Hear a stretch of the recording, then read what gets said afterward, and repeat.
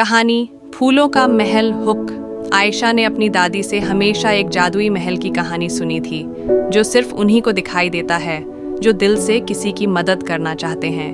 दृश्य 1, जंगल का रहस्य। एक दिन आयशा ने फैसला किया कि वह उस जादुई महल को खोजेगी। वह एक घने जंगल में गई जहां पेड़ों की शाखाएं रहस्यमयी फुसफुसाहट कर रही थीं और हवा में अजीब सा सन्नाटा था।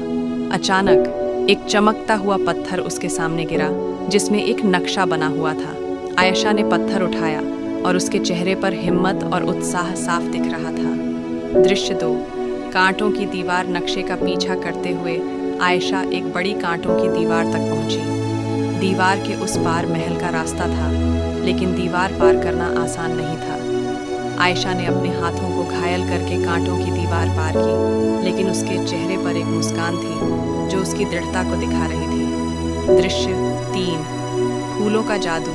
दीवार के पार एक जादुई बगीचा था जहां हर फूल चमक रहा था और उनकी खुशबू हवा में फैल रही थी। बगीचे के बीच में एक उदास रानी बैठी थी जो आंसू पोंछ रही थी। आयशा ने उनकी तरफ सहानुभूति से देखा और उनके पास गई। दृश्य 4, रानी की कहानी। रानी ने आयशा से कहा, ये फूल मेरे आंसू हैं जो मैंने अपने खोए हुए बेटे के लिए बहाए हैं। जब तक मेरा बेटा वापस नहीं आएगा ये बगीचा अधूरा रहेगा। आयशा ने वादा किया कि वह रानी के बेटे को खोज कर लाएगी।